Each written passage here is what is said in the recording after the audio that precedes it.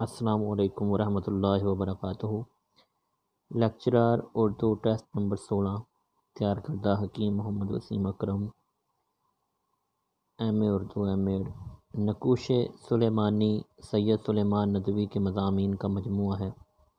مضامین عبدالماجد مولانا عبدالماجد دریا آبادی کے مضامین کا مجموعہ ہے۔ ایلیٹ کے مضامین، اس کے مضامین کا مجموعہ جی ڈاکٹر جمیل جالبی۔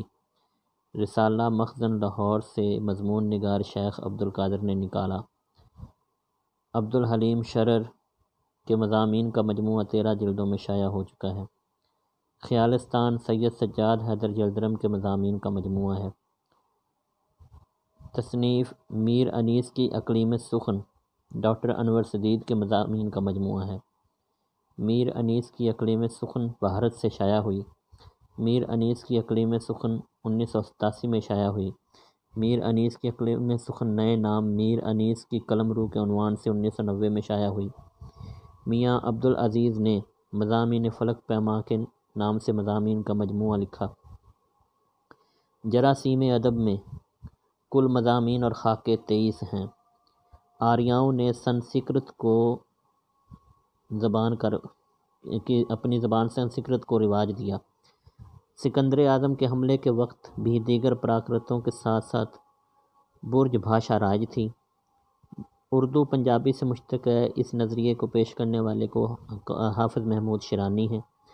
مصدر کا قاعدہ کون سی 2 زبانوں میں مشترک ہے؟ اردو اور پنجابی میں۔ تذکیر و تانیث کے قواعد کون سی 2 زبانوں میں مشترک ہیں؟ اردو اور پنجابی میں۔ اعلام و اسماء کون سی 2 زبانوں میں مشترک ہیں؟ اردو اور پنجابی میں۔ اسماء صفات تذکیر و تانیث اور واحد جمع اردو اور پنجابی دونوں زبانوں میں مشترک ہیں۔ بھگتی تحریک کب اور کہاں سے شروع ہوئی؟ جنوبی ہند میں 8ویں صدی عیسوی میں شروع ہوئی۔ بھگتی تحریک کب اور کس کے ہاتھوں پہنچ کر ہندو فلسفے کی بنیاد بن گئی؟ رامانند اور شنکر آچاریہ کے۔ کیا دکن میں اردو کی ابتدا کی بحث کا سوال موجود ہے؟ سوال خارج از بحث ہو جاتا ہے۔ عربی کس نسل کی زبان ہے؟ سامی النسل زبان ہے۔ جنوبی ہند کس زبان کا مرکز ہے؟ دراوڑی زبان کا۔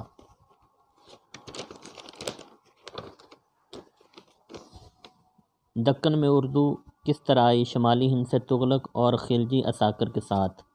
دکن میں شعر و ادب کس کی سرپرستی میں تخلیق ہوا؟ مسلمان سلاطین کے۔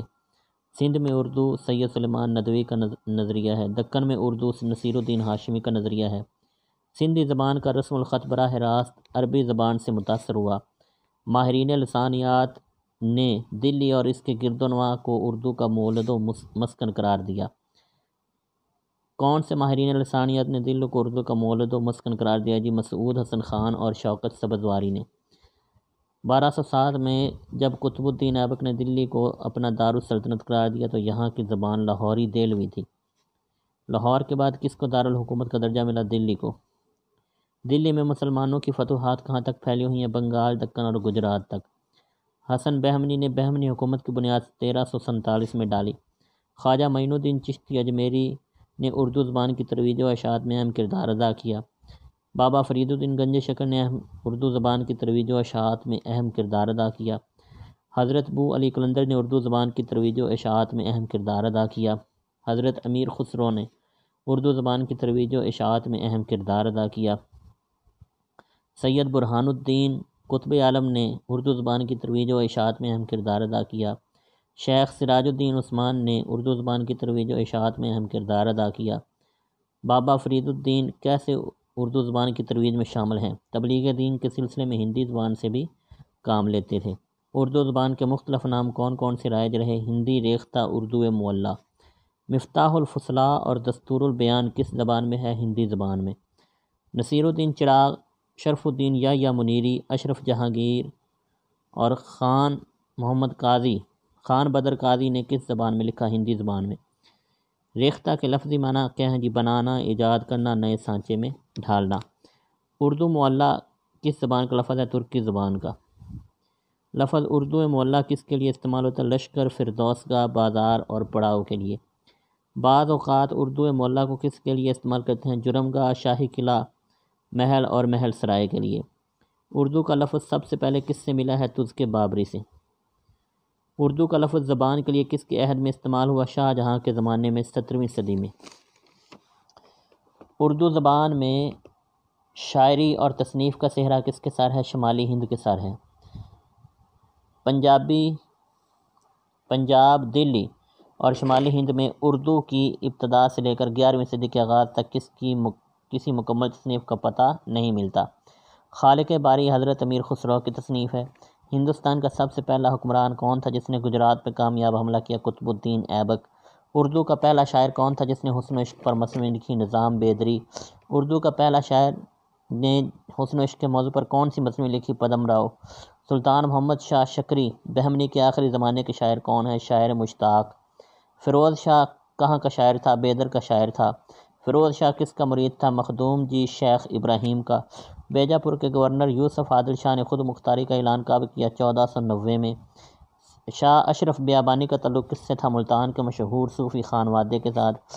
لازم المبتدی اور واحد باری کس کے رسالے ہیں؟ شاہ اشرف بیابانی کے۔ کس شاعر سے دکن نے بہت فیض پایا؟ شاہ میران جی شمس العشاق سے۔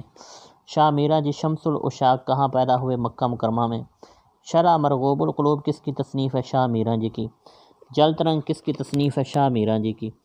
گل باز کس کی تصنیف ہے؟ شاہ میران جی کی۔ شاہ برہان کے والد کا کیا نام تھا؟ شمس العشاق شاہ میران جی۔ ارشاد نامہ کس کا رسالہ ہے؟ شاہ برہان الدین جانم۔ حجت البقاء کس کا رسالہ ہے؟ شاہ برہان الدین جانم۔ وصیت الحاوی کس کا رسالہ ہے؟ شاہ برہان الدین جانم۔ سخ سہیلا کس کا رسالہ ہے؟ شاہ برہان الدین جانم۔ شاہ برہان الدین کے فرزند اور جانشین کون تھے؟ امین الدین۔ امین الدین علی نے کب وفات پائی؟ 1086 مطابق 1275 میں۔ محبت نامہ کس کی نظم ہے؟ امین الدین علی کی۔ وجود نامہ کس کی نظم ہے؟ امین الدین علی کی۔ خواجہ دیدار فانی کہاں پیدا ہوئے؟ شیراز میں۔ خواجہ دیدار فانی کی اب تک کتنی کتابیں دریافت ہو چکی ہیں؟ 37۔ عبدل کس کے دور کا مشہور شاعر تھا؟ ابراہیم عادل شاہ۔ عبدل کا اصل نام کیا تھا؟ عبد القادر یا عبد الغنی۔ ابراہیم نامہ کس کی مصنوعی ہے؟ عبدل کی۔ ابراہیم نامہ کس بادشاہ کے متعلق ہے؟ سلطان ابراہیم عادل شاہ۔ سید شہباز حسینی کس کی اولاد ہیں؟ حضرت خواجہ بندہ نواز گیسو دراز۔ حسن شوقی کی کتنی مصنوعیاں ہیں؟ 2 مصنوعیاں ہیں۔ فتح نامہ نظام شاہ کس کی مصنوعی ہے؟ حسن شوقی کی۔